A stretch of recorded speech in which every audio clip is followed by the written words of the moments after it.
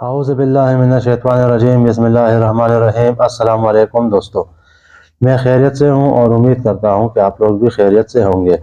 میں آج پیر ذوالفقار احمد نقشبندی صاحب کا جو بیان آپ لوگوں کی خدمت میں لے کر آیا ہوں اس کا عنوان ہے اتباع سنت۔ اس بیان میں پیر صاحب ہمیں اتباع سنت کے بارے میں تفصیل کے ساتھ بیان فرمائیں گے، تو چلیے آئیے سنتے ہیں۔ الحمدللہ وکفا وسلام علی عبادہ الذین اصطفی، اما بعد، اعوذ باللہ من الشیطان الرجیم، بسم اللہ الرحمن الرحیم، قل ان کنتم تحبون اللہ فاتبعونی یحببکم اللہ، سبحان ربک رب العزت عما یصفون، وسلام علی المرسلین، الحمدللہ رب العالمین۔ اللہم صلی علی سیدنا محمد وعلی آل سیدنا محمد وبارک وسلم۔ سلسالیہ نقشبندیہ میں 3 چیزوں کی اہمیت زیادہ ہے: ایک کثرت ذکر، دوسرا اتباع سنت، تیسرا صحبت شیخ۔ کثرت ذکر پر تو کل گفتگو ہوئی، آج اتباع سنت کے متعلق بات کی جائے۔ سلسالیہ چشتیہ کے بعد بزرگوں نے لکھا ہے کہ ہم مجاہدہ نفس کے ذریعے سے سلوک طے کرواتے ہیں، لیکن ہمارے مشائخ نے کہا ہے کہ ہم اتباع سنت کے ذریعے سے سلوک طے کرواتے ہیں۔ اور سچ پوچھیں تو کھانے پینے کے باقی مجاہدے کرنے آسان، ہر حال میں سنت کے مطابق عمل کرنا یہ بہت مشکل کام۔ حضرت خواجہ بایزید بستامی رحمۃ اللہ فرماتے ہیں کہ میں نے 20 سال مجاہدہ کیا اور میں نے ہر کام کو سنت کے مطابق کرنے سے زیادہ بڑا مجاہدہ کوئی نہیں دیکھا۔ نفس کے اوپر باقی مجاہدے آسان ہیں، ہر کام کو سنت کے مطابق کرنا یہ سب سے بڑا مجاہدہ ہوتا ہے۔ بایزید بستامی رحمۃ اللہ کے پاس ایک بندہ آیا، کچھ سال رہا، پھر کہنے لگا حضرت میں جاتا ہوں۔ کیوں جاتے ہو؟ حضرت میں تو آیا تھا کوئی آپ کی کرامت دیکھوں گا، کوئی ایسی چیز دیکھوں گا، میں نے تو اتنے 8 سال گزارے یا اتنے سال گزارے کوئی چیز بھی نہیں دیکھی۔ انہوں نے فرمایا اچھا یہ بتاؤ، ان 8 سالوں میں کوئی کام مجھے سنت کے خلاف کرتے دیکھا ہے؟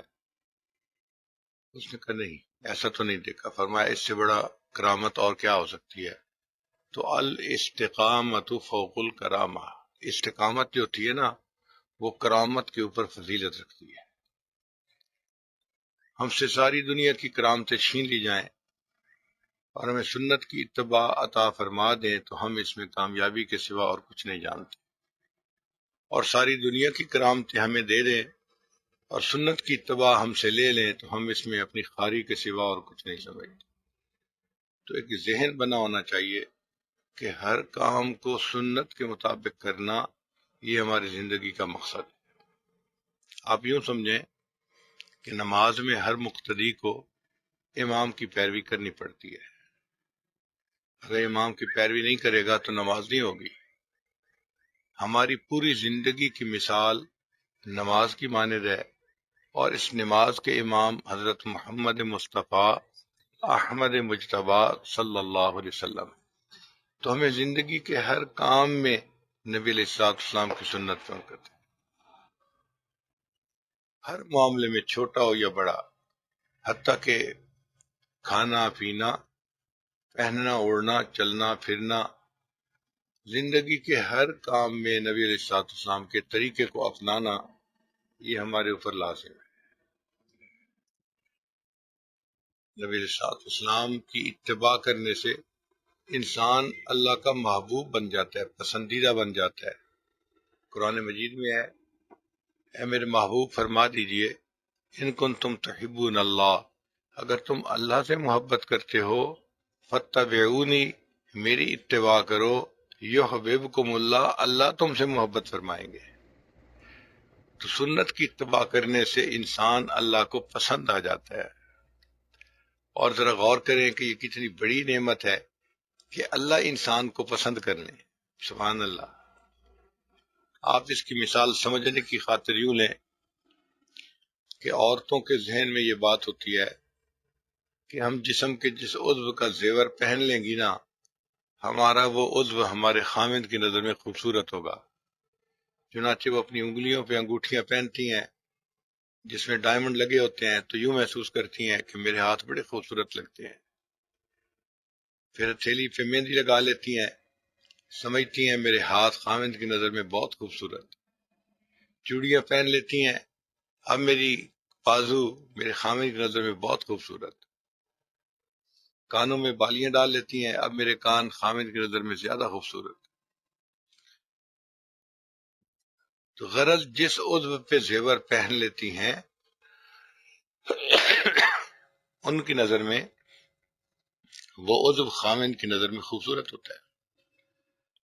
اسی لیے پوری دنیا میں دلہن کو رخصتی کے وقت سجایا جاتا ہے۔ دلہن کو کیوں سجاتے ہیں بھائی؟ کہ خاوند کو پہلی نظر میں پسند آ جائے۔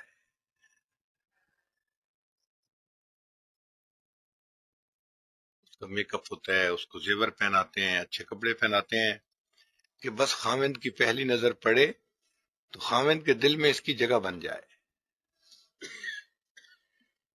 جس طرح ایک دلہن یہ سمجھتی ہے کہ بننے سنورنے سے یا زیورات کے پہننے سے خاوند کی نظر میں میں زیادہ پسندیدہ بن جاؤں گی، مومن کو چاہیے کہ یہ کیفیت دل میں رکھے کہ میرے جسم کا جو عضو سنت کے مطابق عمل کرنے لگ جائے گا وہ عضو اللہ کی نظر میں پسندیدہ ہو جائے گا۔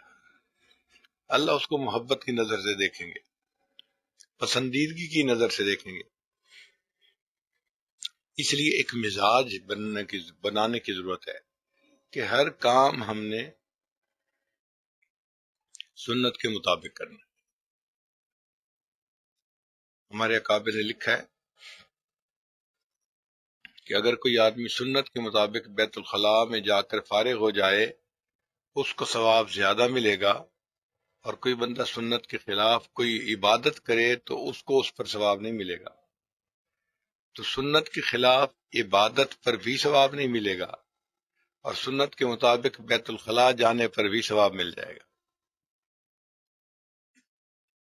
آج کل برانڈ کا ٹائم ہے، عورتیں برانڈ کی چیز خریدتی ہیں، تو اور جس چیز پہ برانڈ کی مہر لگی ہوئی ہو ہاتھ میں آتے ہی اس کو پسند کر لیتی ہیں کہ اچھا یہ تو فلاں چیز۔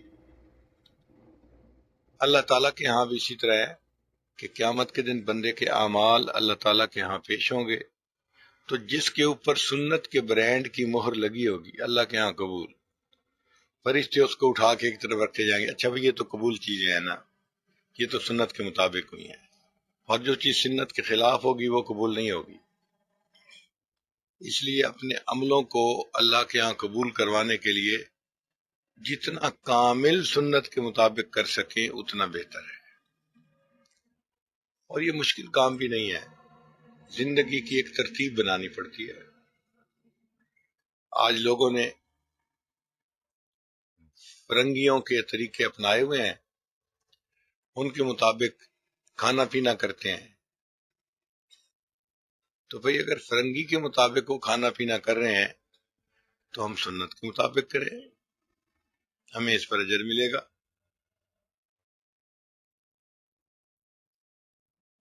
سنت کی اتباع سفینہ نوح کی مانند ہے، کشتی نوح کی مانند ہے۔ جو کشتی نوح کے اوپر سوار ہو گیا من رکبہ نجا، جو اس پر سوار ہو گیا وہ نجات پا گیا۔ ہم بھی اگر سنت کے مطابق عمل کر لیں گے تو ہم نجات پا جائیں گے۔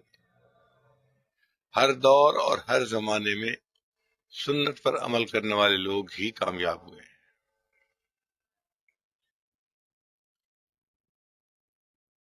سنت کے ہمیں متلاشی بننا چاہیے، یعنی تلاش رہے، جہاں نظر آ جائے کہ یہ عمل سنت کے مطابق ہے اسی کو اپنائیں، ڈھونڈ ڈھونڈ کے چن چن کے سنتوں کو اپنائیں۔ کتابوں میں لکھا ہے کہ باجید بستامی رحمۃ اللہ کو کسی نے خربوزہ پیش کیا تو انہوں نے دینے والے کو کہا کہ یہ بتاؤ نبی علیہ الصلوۃ والسلام نے کاٹ کے کھایا تھا یا ایسے توڑ کے کھایا تھا؟ اس نے کہا جی مجھے تو نہیں پتا۔ فرمانے لگے کہ جب تک مجھے تحقیق نہیں ہوگی کہ کس طرح سے کھایا تھا میں اس وقت خربوزہ نہیں کھاؤں گا۔ تو خربوزہ ہی کھانا مؤخر کر دیا کہ مجھے پتہ ہونا چاہیے کہ کس طریقے پہ اللہ کے حبیب صلی اللہ علیہ وسلم نے کھانا کھایا۔ اچھا، زندگی میں کوئی 8-10 کام ایسے ہوتے ہیں کہ جو ہم روز کرتے ہیں، بار بار کرتے ہیں۔ مثلا کھانا پینا دن میں کم از کم 3 بار کرتے ہیں، کپڑے بدلنا روزانہ کرتے ہیں، سونا جاگنا روزانہ کرتے ہیں، نہانا اکثر کرتے ہیں۔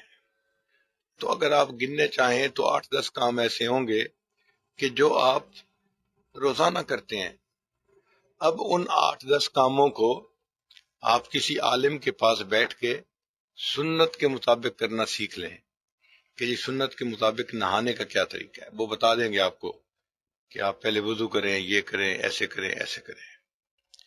کھانے کا کیا طریقہ ہے وہ بتا دیں گے کہ دسترخوان بچھائیں اور اس پہ بیٹھ کے کھائیں اور یہ کریں اور یہ مت کریں۔ تو ان 8-10 کاموں کو آپ سنت کے مطابق کرنا سیکھ لیں اور اس کے مطابق کرنا شروع کر دیں۔ جب آپ کی زندگی کے یہ 8-10 کام سنت کے مطابق بن گئے تو باقی تھوڑی چیزیں ہوں گی جو رہ جائیں گی، پھر ان کا سنت کے مطابق کرنا اور آسان ہو جائے گا۔ تو ہم نے اس ترتیب سے پوری زندگی سنت کے مطابق ڈھلتی دیکھی ہے۔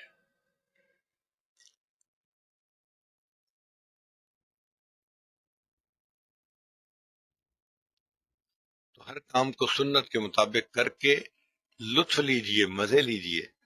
جس کام کو آپ سنت کے مطابق کریں، انجوائے جیسے بندہ کرتا ہے نا، انجوائے کریں اس کو۔ صحابہ کرام رضی اللہ تعالی عنہم انجوائے کرتے تھے، اور ان کو اگر کوئی کہتا تھا کہ کافر دیکھ رہے ہیں تم یہ کیا کر رہے ہو، تو وہ کہتے تھے اترک سنت حبیبی لہؤلاء الحمقاء، کیا ان احمقوں کی وجہ سے میں اپنے محبوب کی سنت کو چھوڑ دوں گا؟ ایسے بندے کے اندر کیفیت آ جائے کہ بندہ یوں ہی سمجھے کہ ان احمقوں کے پیچھے میں اپنے حبیب صلی اللہ علیہ وسلم کی سنت کو کیوں چھوڑوں گا، میں نہیں چھوڑوں گا۔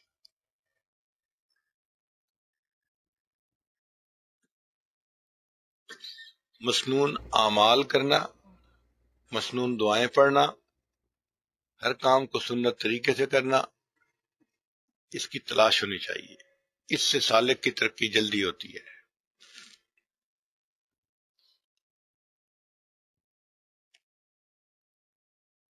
ایک مرتبہ ہمارے پاس ایک نوجوان آئے، چترال کے علاقے سے تھے، بہت مجاہدہ کرنے والا نوجوان۔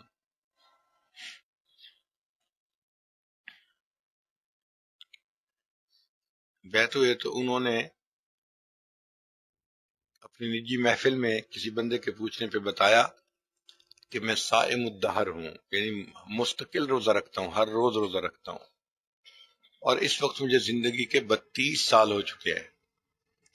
یعنی زندگی کے 32 سال میں وہ کہتے ہیں کہ سوائے عیدین کے میرا روزہ کبھی قضا نہیں ہوا، ہر روز روزہ رکھتا ہوں۔ تو میرے چھوٹے بیٹے سیف اللہ نے سنا تو وہ بڑا حیران ہوا، مجھے آ کے کہنے لگا ابو جی یہ نوجوان کتنا مجاہدہ کرتا ہے کہ 32 سال سے عیدین کے علاوہ اس کا کوئی روزہ قضا ہی نہیں ہوا۔ میں نے کہا بیٹا یہ کام آسان ہے۔ کہنے لگا ابو جی آسان ہے؟ میں نے کہا یہ آسان ہے، اس سے یہ کہو کہ ایک دن روزہ رکھے، ایک دن افطار کرے، ایک دن روزہ ایک دن افطار۔ تو سیف اللہ گیا اور اس نے جا کے پوچھا، تو اس نوجوان نے کہا کہ نہیں یہ بہت زیادہ مشکل ہے، ایک دن روزہ ایک دن افطار۔ جو صوم داودی ہے، جو سنت ہے، وہ مشکل ہے، اور اس کے علاوہ مستقل وہ کہنا جی اب تو میری عادت بن گئی ہے، لوگ بھی 2 دفعہ دن میں کھاتے ہیں، میں بھی 2 دفعہ کھاتا ہوں، ایک فجر اذان سے پہلے اور ایک مغرب کے بعد، دن میں مجھے کھانے پینے کی عادت نہیں ہے۔ تو مستقل روزہ رہنا میرے لیے آسان ہے، ایک دن روزہ ایک دن افطار یہ کرنا یہ مشکل کام ہے۔ لیکن الحمدللہ کہ کرنے والے یہ ترتیب بھی کر رہے ہیں۔ ہمارے اپنے قریبی حلقے کے ایک عالم ہیں، ماشاءاللہ ان کی زندگی کے شاید کوئی 30 سال گزر چکے ہیں، ایک دن روزہ ایک دن افطار، ایک دن روزہ۔ وہ ہمارے ہاں جب بھی آتے ہیں ہمیں ان سے پوچھنا پڑتا ہے آج آپ کا افطار ہے یا آج آپ کا صوم ہے۔ وہ کہتے ہیں کہ آج میرا افطار ہے، تو پھر ہم ان کو کھانا دن میں دیتے ہیں، اور اگر ان کا روزہ ہو یا روزہ رکھنا ہو تو پھر ان کو اس حساب سے دیتے ہیں۔ مگر الحمدللہ شادی شدہ ہے اور اللہ نے ان کو یہ توفیق دی، وہ زندگی بھر کی ترتیب چلا رہے ہیں، ایک دن روزہ ایک دن افطار، ایک دن روزہ ایک دن افطار۔ اور روزے کی ایک لذت ہوتی ہے، اصل میں کھانا پینا یہ بشر کا تقاضا ہے، ملائکہ نہیں کھاتے پیتے۔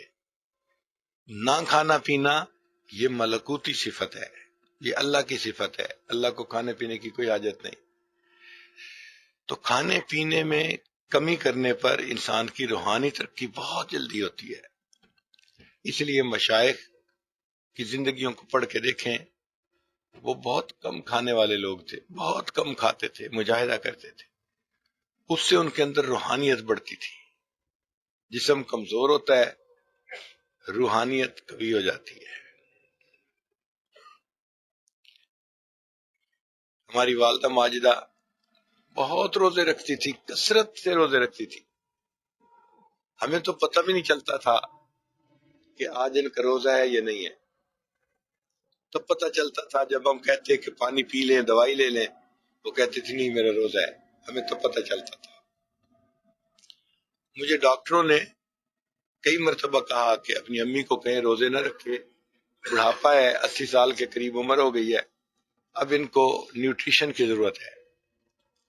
تو میں ایک ایک گھنٹہ امی کی منتیں کرتا تھا کہ امی آپ احسان فرمائیں، میری منت قبول کریں، آپ نے روزہ اب نہیں رکھنا۔ تو وہ نہ نہیں کرتی تھی، چپ رہتی تھی، مگر اگلے دن پھر روزہ، پھر اگلے دن روزہ۔ اللہ اکبر کبیرہ۔ ایک دفعہ تو میں نے ان کے پاؤں پکڑے اور 1 گھنٹے تک میں مستقل روتا رہا کہ امی آپ کی صحت کمزور ہو رہی ہے اور ڈاکٹر لوگ کہتے ہیں کہ آپ کو نیوٹریشن کی ضرورت ہے، تو میں آپ کا بیٹا ہوں، مجھ سے یہ برداشت نہیں ہوتا کہ اللہ نے ہمیں رزق کھلا دیا ہے اور آپ بھوک پیاس کی وجہ سے کمزور ہو جائیں، بیمار رہیں، تو آپ کچھ کھائیں، کچھ پئیں، جوس پئیں، فلاں چیز پئیں، سوپ بنوائیں گے آپ کے لیے، فلاں کریں گے۔ خاموشی سے سنتی رہتی تھی، اور اگلے دن جب میں صبح اٹھتا تھا میں اپنی ہمشیرہ سے پوچھتا تھا کہ امی کو دوائی دی، کہتی ان کا تو روزہ ہے، ان کی تو نیت ہی روزے کی ہے۔ ایسے لگتا تھا جیسے ان کو چسکا پڑ گیا تھا روزہ رکھنے کا۔ اور واقعی روزے کا اپنا ایک مزہ ہے۔ چنانچہ نوجوان بچوں کو چاہیے کہ سوموار اور جمعرات کا روزہ رکھیں ہر ہفتے، اور مہینے میں 3 دن ایام 20 جن کو کہتے ہیں 13 14 15 اس کا روزہ رکھنا عادت ڈالیں۔ جو اپنی شہوت سے تنگ ہو، نکاح نہ کر سکتا ہو، وہ اس سے بھی زیادہ روزے رکھے، 1 دن روزہ 1 دن افطار، 1 دن روزہ 1 دن افطار۔ اور اگر کوئی اس طرح بھی اپنی شہوت سے جو ہے نا وہ امن نہ پائے، تو وہ پھر ذرا صوم وصال رکھ کے دیکھے۔ صوم وصال کہتے ہیں کہ 2-3 دن روزہ رکھے، پانی سے افطار، پانی سے سحری، پانی سے افطار، پانی سے سحری۔ تیسرے دن ایسی طبیعت صاف ہوگی کہ سب شہوتیں ختم ہو جائیں گی اور جسم کے اندر ویکنیس ہوگی، نفس کی شہوت ٹوٹے گی اور انسان کو اپنی اصلیت کا پتہ چل جائے گا۔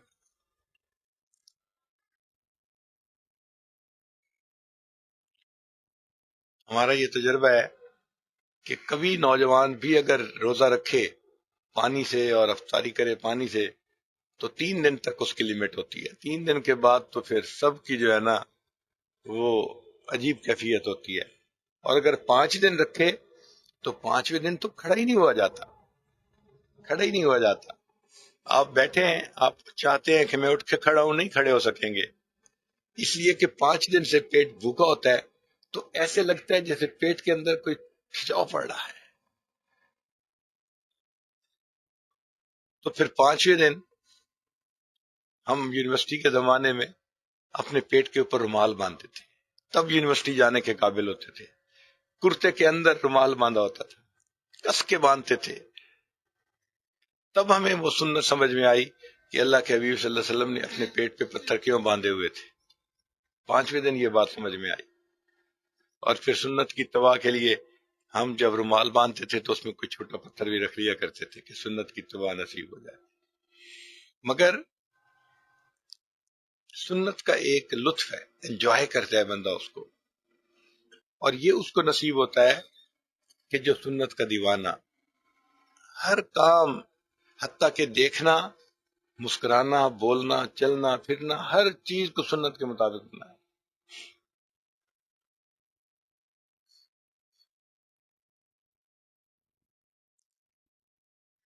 ہمارے گھر میں کتاب آئی شمائل کبریٰ، اس میں نبی علیہ السلام کی سنتیں دی ہوئی ہیں.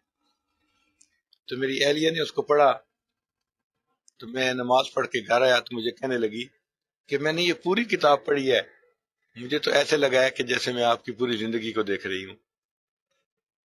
جو میں نے کتاب میں پڑھا، جب میں نے آپ کی زندگی میں دیکھا تو اس چیز کو اسی کے مطابق دیکھا. تو الحمدللہ بندہ ایسی کوشش کرے کہ ہر عمل اس کا سنت کے مطابق ہوتا چلا جائے.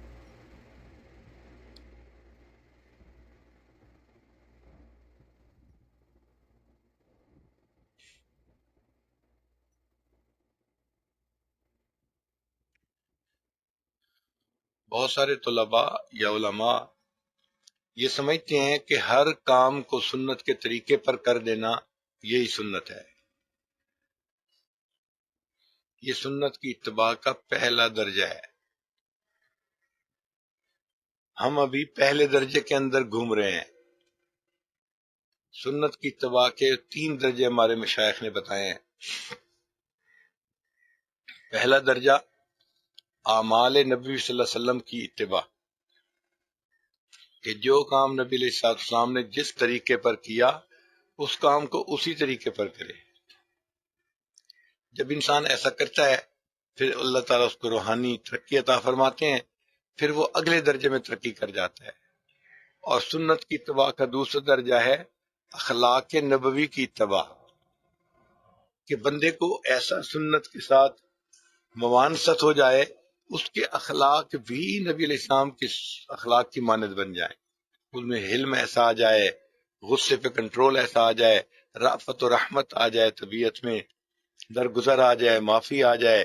نبی علیہ السلام کے جو اخلاق عظیمہ تھے ان کا رنگ بندے پہ چڑھ جائے. یہ سنت کی اتباع کا اگلا درجہ ہے. اب آج دیکھیں گے کہ بہت سارے ہمارے نوجوان لباس تو سنت کے مطابق بنا لیتے ہیں، کھانا پینا تو سنت کے مطابق بنا لیتے ہیں، لیکن ان کا غصہ، توبہ، ان کے ذرا گھر والوں سے پوچھ کے دیکھو، ان کے اخلاق سنت کے مطابق نہیں بنتے. اس لیے وہ نیک سے نیک تر بن رہے ہوتے ہیں اپنی نظر میں، اور ان کے گھر والے دین سے دور تر جا رہے ہوتے ہیں ان کی حرکتوں کو دیکھ کے، کہ اس نے شکل تو بدل لی ہے سنت والی، لیکن یہ بندہ جو ہے یہ انسان نہیں ہے. غصہ آ جائے تو یہ پکا حیوان ہے، بے سینگ کا جانور ہے.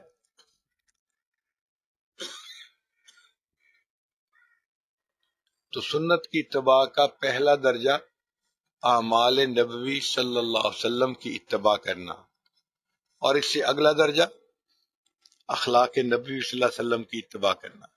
نبی علیہ السلام کے اندر جو درگزر کا معاملہ تھا، جو حلم کا معاملہ تھا، نبی علیہ السلام جس خوشخلقی سے لوگوں کو پیش آتے تھے، یہ بندہ بھی اسی طرح اخلاق کو اپنا لیتا ہے اور لوگوں کے لیے یہ اتنا اچھا اخلاق والا بن کے زندگی گزار. یہ سنت کی اتباع کا دوسرا درجہ ہے. پھر اگر سنت کے مطابق زندگی گزارتا رہے اور اخلاق بھی سنت کے مطابق ڈھل چکے ہوں، تو کرتے کرتے بندے کو پھر اللہ تعالیٰ ایک تیسرا درجہ عطا فرماتے ہیں، اور وہ سب سے کامل درجہ ہے اتباع کا. اس کو کہتے ہیں احوال نبی صلی اللہ علیہ وسلم کی اتباع، کہ نبی علیہ السلام کے دل میں جو کیفیتیں تھیں ان کا رنگ بندے کو نصیب ہو جائے.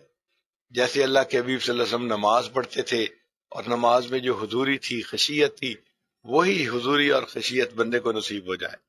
جو اللہ کی محبت نبی علیہ السلام کے دل میں ٹھاٹھے مارتی تھی وہ بندے کے دل میں بھی رنگ آ جائے۔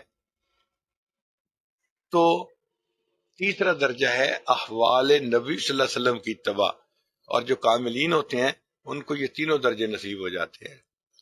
دعا ہے اللہ تعالیٰ ہمیں بھی نبی علیہ الصلوۃ والسلام کی اتباع تینوں درجوں میں کامل طور پر کرنے کی توفیق عطا فرمائے۔